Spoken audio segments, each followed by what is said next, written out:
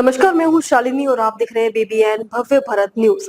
चलिए शुरू करते हैं आज की मुख्य खबरें। आतंकवाद से घुसपैठ तक सुरक्षा चुनौतियों पर आज से महामंथन। 2 दिवसीय राष्ट्रीय बैठक की अमित शाह करेंगे अगुवाई।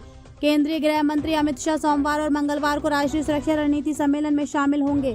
सम्मेलन में 850 से अधिक सुरक्षा अधिकारी आतंकवाद, साइबर अपराध, वित्तीय धोखाधड़ी, मादक पदार्थों की तस्करी, एनक्रिप्टेड ऐप्स, घुसपैठ और अवैध आव्रजन जैसी चुनौतियों पर चर्चा करेंगे। केंद्रीय गृह मंत्री अमित शाह सोमवार और मंगलवार को आयोजित होने वाले राष्ट्रीय सुरक्षा रणनीति सम्मेलन NSSC का नेतृत्व करेंगे। 2 दिवसीय इस सम्मेलन में देश की आंतरिक और राष्ट्रीय सुरक्षा से जुड़े विभिन्न मुद्दों पर केंद्र और राज्यों के वरिष्ठ सुरक्षा अधिकारियों के साथ व्यापक चर्चा की जाएगी। इस बैठक का उद्देश्य मौजूदा सुरक्षा चुनौतियों का आकलन करने के साथ साथ उनसे निपटने के लिए रणनीतियों को और मजबूत करना है। NSSC का ये 9वां संस्करण हाइब्रिड प्रारूप में आयोजित किया जा रहा है। विभिन्न सुरक्षा बलों, केंद्रीय एजेंसियों और राज्य पुलिस बलों के 850 से अधिक अधिकारी प्रत्यक्ष और वर्चुअल माध्यम से जुड़ेंगे।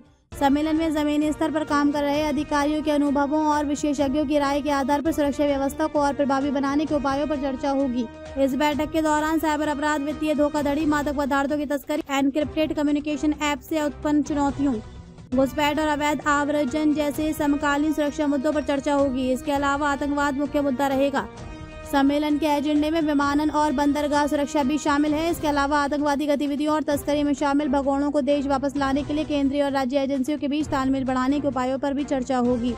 दरअसल 2016 में आयोजित DGP IGP सम्मेलन के दौरान प्रधानमंत्री नरेंद्र मोदी ने सुरक्षा और पुलिस प्रमुखों को हर वर्ष राष्ट्रीय सुरक्षा रणनीति सम्मेलन आयोजित करने का निर्देश दिया था। इसका उद्देश्य देश की प्रमुख राष्ट्रीय सुरक्षा चुनौतियों का समाधान खोजने के लिए जमीनी स्तर पर कार्यरत अधिकारियों के व्यापक अनुभव और विषय विशेषज्ञों की विशेषज्ञता को एक मंच पर लाना है। NSSC इसी उद्देश्य को आगे बढ़ाते हुए सुरक्षा तंत्र को बदलते खतरों के अनुरूप तैयार करने पर जोर देता है। तो अभी तक के लिए इतना ही। मैं शालिनी आपसे विदा लेती हूँ। अगली खबर में फिर मुलाकात होगी एक और खास खबर के साथ। तब तक के लिए बने रहिए BBN भव्य भारत न्यूज के साथ। नमस्कार।